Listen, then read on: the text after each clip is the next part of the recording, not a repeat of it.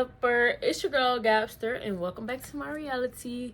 Y'all, baby, these lashes hanging by a thread, and so is this wig, but it's okay because I'm gonna be back to being a bald head hoe real soon. Can't wait because this wig been itching like a mug, but I got some more stuff I gotta do before I take this wig off, because I would hate to take this wig off and it's like I gotta know what I'm doing to my hair next. I'm pretty sure I'm probably just gonna let my natural hair breathe though. Probably do like a twist out or something, but that's besides the point. Sorry I didn't post Monday. I had to handle some business, but I'm gonna talk to y'all more about that. Long story short, I think I'll make Mondays like mental health Monday type of thing. So it's always gonna be either me talking about mental health, doing something to improve my mental health, whatever. I haven't really put extra thought into it. It's not gonna be nothing basic though. Like, I'm gonna try my best to make it as creative and entertaining as possible, but I'm gonna try to do it. I can't even talk. I'm gonna try to do that on Mondays. So if not every Monday, every other Monday, I'll make it something revolving around mental health. But anyways, this video is different. This is my first time doing a reaction video. I did my research on YouTube to figure out like how to make a reaction video, and I was told all I really need was 2 devices, a device to record on and a device to watch the video on. All I gotta do is screen record and then piece the video together. So yeah, as I pause the video, yeah, the video won't stop. I'm not gonna talk over the video, but I'm gonna really try not to really stop the video like that. Y'all finna be watching it with me, so yeah, I might just react as I watch it. But anyways, long story short, this is Law&Crime network. Hopefully this video can stay up and they don't take it down or whatever, but I'm reacting to everything that was found in P.Diddy's mansion raid. So yeah, I heard that they still finding more stuff as they go because the mansion is huge. I don't know how big, but yeah, I heard they still finding more stuff. So I'm finna just get right into this video. Let me see if I can push this back a little bit. Okay, yeah, so I'm getting right into this video. I'm gonna try to like put the clip right here. So yeah, I'm gonna just get right into it. Let me go ahead and start screen recording.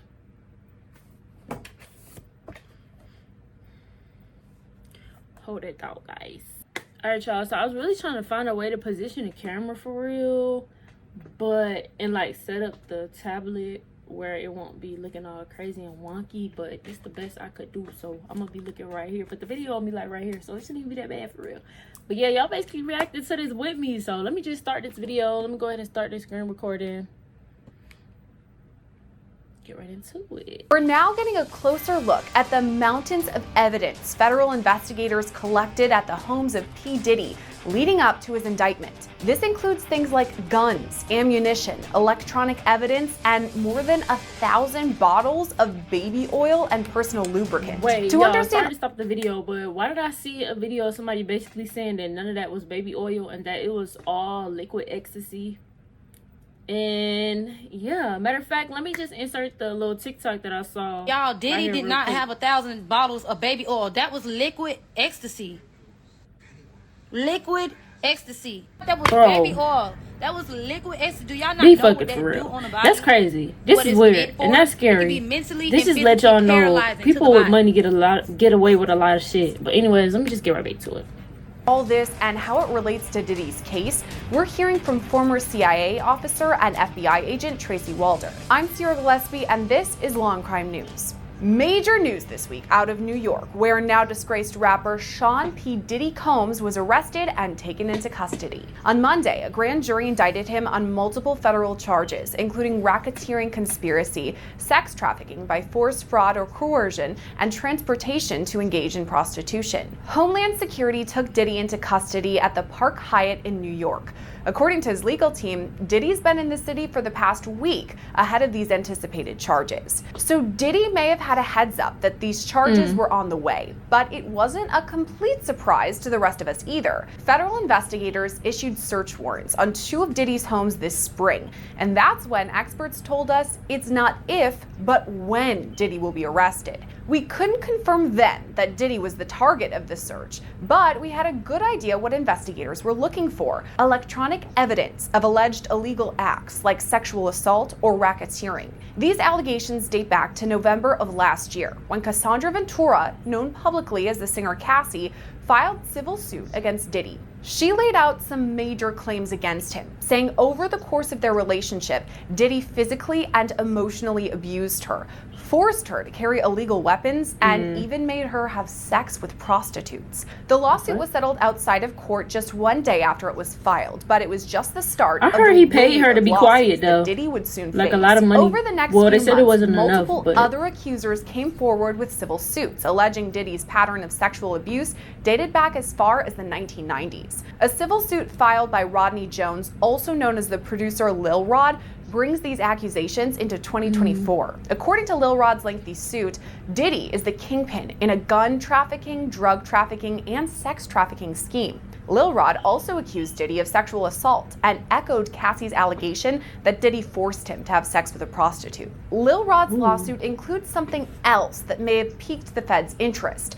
He alleges there are hundreds of hours of video and audio recordings of Diddy's illegal behavior. We now know this is what the feds were searching for on March 25th, when they executed search warrants at Diddy's homes in Los Angeles and Miami. At the time, we only speculated that investigators collected electronic evidence, but now we know for sure. According to the indictment against Diddy, investigators seized more than 1,000 bottles of baby oil and lubricant from his home. The court doc states these items were used in something referred to as freak-offs, which were elaborate and produced sex performances. I'm sorry, freak-offs though? Freak-offs.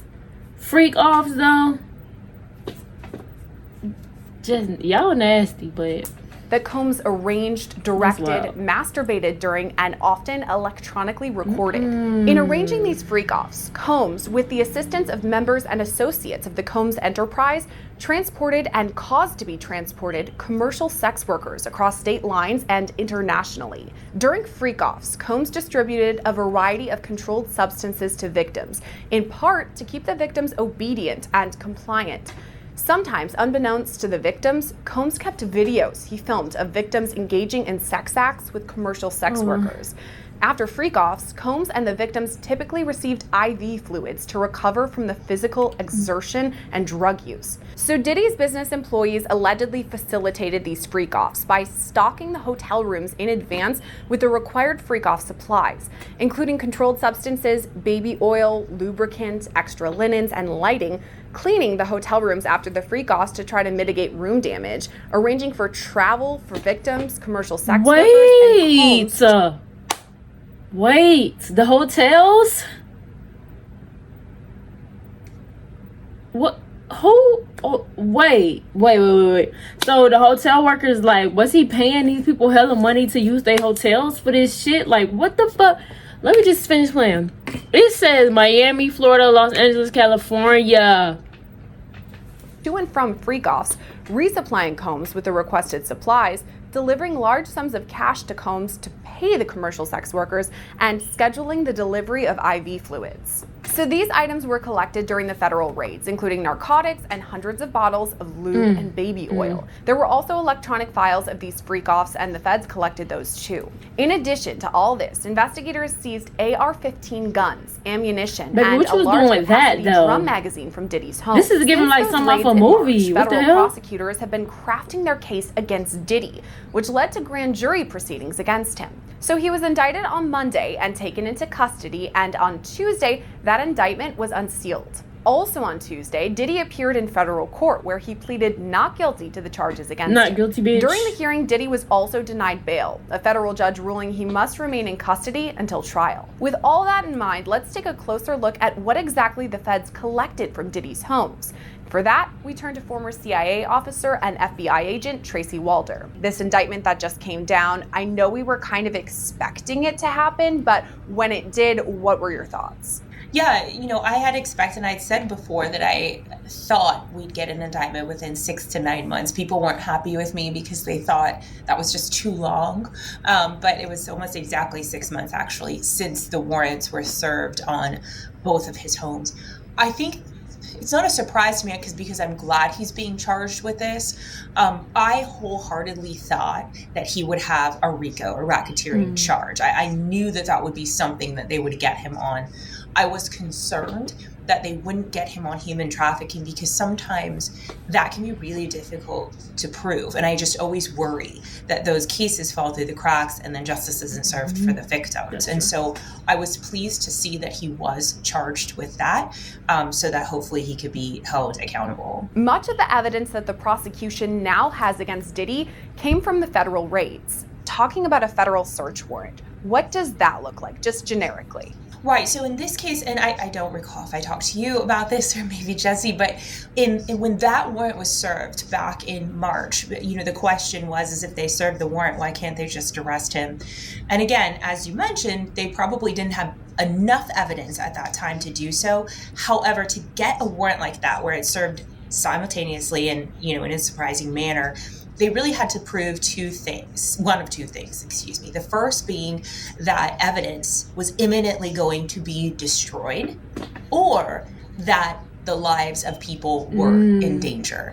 I believe. Yeah, so I'm sorry, let me pause it. And then all those guns though, like, oh no, y'all, he probably took a couple lives or had somebody take some people's lives, because it's like, anybody that got a gun, clearly you plan on using it. 9 times out of 10, whether it's to protect yourself or harm somebody else, whatever. So, yeah, all them guns and shit, bitch.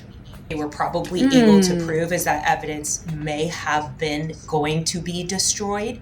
And that's why they served the warrants. And that's why they were able to serve the warrants, to preserve that evidence. I feel like a lot of us who don't have experience in the FBI or CIA, we just picture movies or TV shows when you see people come in and go opening drawers and closets and going through everything.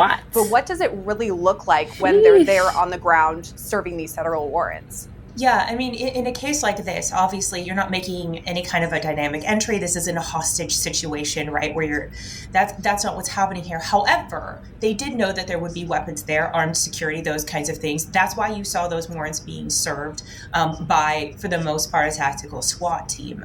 Simply, that is procedure to keep everyone safe. Even got drones. A lot of people were frustrated when they saw the video that came out of the warrant, that his home was, in, I guess, disarray.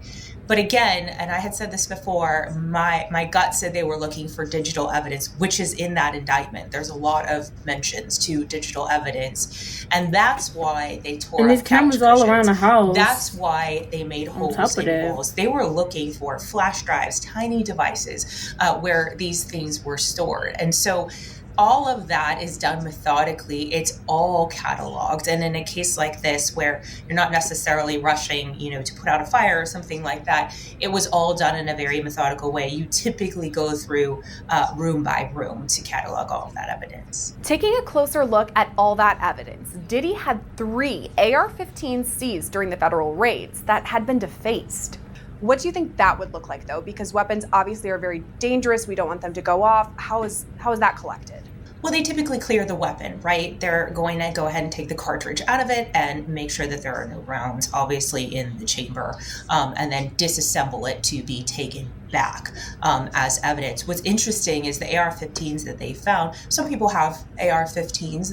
It's legal in some places, but they found that the serial number was scraped off of them, and that I thought was interesting, because I don't know if Diddy didn't want those traceable to him, or if he had received them on the black market. You know what's interesting is that we just recently, in the second attempted assassination of former President Donald Trump, we saw those federal charges for tampering with the weapon, where he, the alleged attempted assassin, scraped off or made not legible the serial number. So why is it that Diddy might not have received charges like that? So in terms of Mr. Ralph, that's the individual currently charged. And that, I believe those are just simply placeholder charges, if you want me to be honest with you. I don't think they're really going to move forward with those. I think they're going to go with much larger charges, but they haven't had the element of time, right, that they've had with Diddy. They arrested him immediately after, 45 minutes after this attempt. And so they did what they could with what they had at that particular moment in time to keep him in custody. And so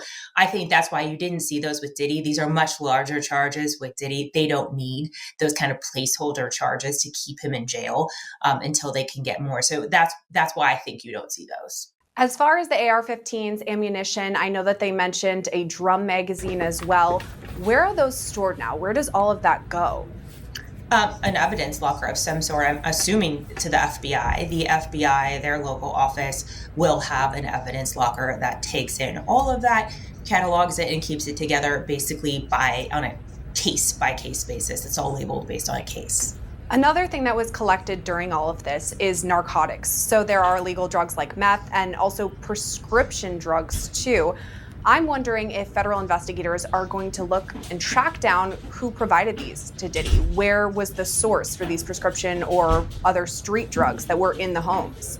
I think that that's a possibility, especially based on what we saw with Matthew Perry and the ketamine queen and the doctors and all the other, I think, 5 individuals who were ultimately charged in that. They may be going on different sort of avenues in terms of charging. I don't think they're done in terms of charging. And I do think with this recent crackdown on this, that they very well may go after those individuals, whomever the suppliers were. Another thing that everyone seems to be talking about from this indictment is the 1,000 bottles of baby oil and personal lubricant that were collected between Diddy's 2 homes. This one really stood out to me. I guess, what do you just make of that? I don't know a way to say this. Based on what was in the indictment regarding these freak-offs that's what they call them in here. I think that's what Diddy called them, quite frankly.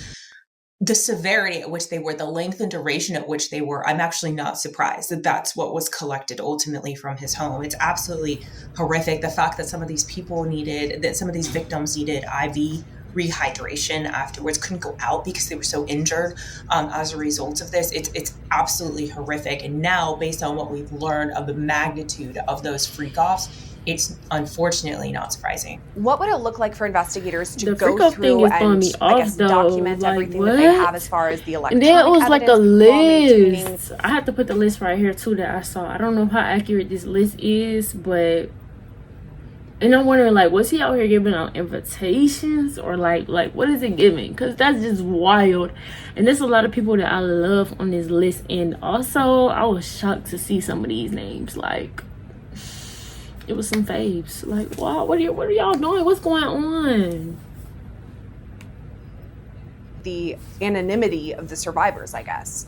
Right, and I think that's why in the indictment you really don't hear much mention of victims. If for those who have read it, there's victim 1 that is mentioned in it, but there are no names that are mentioned, and I believe that that's done on purpose. The prosecution wants to have a rapport with these victims to continue to get information from them, and we don't want to re-victimize them. Sure. No one deserves that, and so I think doing this in an anonymous way is what we should be doing with these victims. But I think part of the issue, and part of what took some time actually in terms of going through all of this, as you mentioned, there was video evidence of these freak-offs. You have to go through now and identify everyone who is in those videos. And that really can take some time. It's a very tedious task. I don't know that they were able to identify every single person that I wonder if they're going to charge the people that they do see in the videos, though. That they were able to identify some of them, and those are the interviews that they did, and that's what ultimately led to an indictment. These are some of the major things that people are talking about because they were mentioned in the indictment. But is it possible that the feds collected even more information that we don't know about yet? It may come out at trial. 100%. I'm certain of it. I think someone said, this is a big indictment, 14 pages. In my opinion, it's actually not that big. I've seen bigger indictments, which in my opinion also leads me to believe that all of the evidence is not included in it. And they're entitled to do that. If you actually look at the Brian Kohberger case, they didn't include all the evidence in the indictment. Yes, it needs to be handed over to the defense, obviously, but it doesn't need to necessarily be in the indictment. You only need to put in the information that led to it. And so my guess is they have more. They just didn't put it all in there. Then there's the time frame to consider, from the raids in March all the way to the grand jury and indictment in September. So that's 6 months of prosecutors gathering evidence, investigators going through it, you said methodically, making sure that they have all their ducks in a row, so to speak. What would that part of it actually look like? Would they highlight or flag something that they thought would bolster the prosecution's case when they came across it? I've never thought about it from, the prosecution defense point of view. I just thought about it from the FBI agent point of view because obviously our biggest thing is making sure that we collect the evidence properly, log it properly and process it properly, because if we don't, it cannot be used by the prosecution or by the defense. So then that is problematic. Also, the biggest thing, you know, if you are looking at bringing someone up on charges, particularly federal ones, the reality is we want to make sure we almost have overabundance of evidence to almost over-convict the individual. And so I think that's, from an FBI perspective, what they were working on. On top of Diddy's 3 federal charges, Tracy says other charges could be on the way. Yeah, I think one of the things in reading the indictment, you know, this is all in video, right? A lot of this is on video. So we already know he ain't in the chat, even though I would be interested to see if other people are going to be charged. I know they talked about the fact that people procured some of these individuals for them and drugs and all of that. And so I would be interested to know if any of those people will face charges at some point. Male, female, I don't know the answer to that, but I think that these victims deserve that, quite frankly, because of what was done to them. So I'll be interested to see if more charges come out against some of the individuals who facilitated this. Following Diddy's indictment on Monday, he pleaded not guilty to charges on Tuesday. A statement from his legal team reads, quote, Sean Diddy Combs is a music icon, self-made entrepreneur, loving family man, and proven philanthropist who has spent the last 30 years building an empire, adoring his children, and working to uplift the Black community. He is an imperfect person, but is not criminal. To his credit, Mr. Combs has been nothing but cooperative with this investigation, and he voluntarily relocated to New York last week in anticipation of these charges. Please reserve your judgment until you have we're not reserving no judgment, baby. This all we got all the tea right here. Nothing to hide, and he looks forward to clearing his name. Baby, you ain't playing shit. For more Diddy content and every update that develops. Anyways, how do y'all feel? Because y'all got all this evidence. Y'all finding stuff piece by piece. Y'all have people telling y'all what's going on. They explaining everything to y'all, what happened, what they went through. So what? I mean, I understand that it takes long. Like, y'all actually got to dig into it. Like she said, they got to look through the evidence and all of that. But it's like, be fucking for real. Y'all know this nigga did that shit. Get him and everybody else that was involved. That's just how I feel. It don't matter who it is, how much money they make. But this just shows... Don't believe everything y'all see. Don't believe everything y'all see. Don't believe everything y'all hear. And Hollywood is definitely Hollywood, apparently, as we can see. All them stories was true. It was a man that was telling a story time like a couple months back. I can't find that video because it was a while ago, but he was basically saying how he attended a party. It wasn't a Diddy party, but it was just a party in Hollywood in general, and he was saying how he was basically drugged, and when he woke up or whatever, they had a video of him doing stuff that he never imagined doing or saw himself doing. And yeah, they used that video to blackmail him or whatever, X, Y, and Z. So yeah, it'd be a lot of weird stuff going on, but y'all gonna see when the trial comes. But we shall see, because he had money. So y'all know how they do with people that have money. They let them get away with stuff. So we're gonna see y'all. But anyways, thank y'all for watching this video, first reaction video. Make sure y'all like, comment, subscribe, give me some ideas, or even like other videos to react to. It don't even have to be about this. I really just wanted to look into the whole Diddy thing anyways, though, because we was at work talking about it, and some of the stuff they was just saying, I was just like, no way that's true. So yeah, now I'm about to go watch that documentary on Netflix, because I heard it's a documentary on Netflix that like digs deeper into it and also brings like other celebrities into it that's been involved. So yeah, let's go watch that. But bye y'all.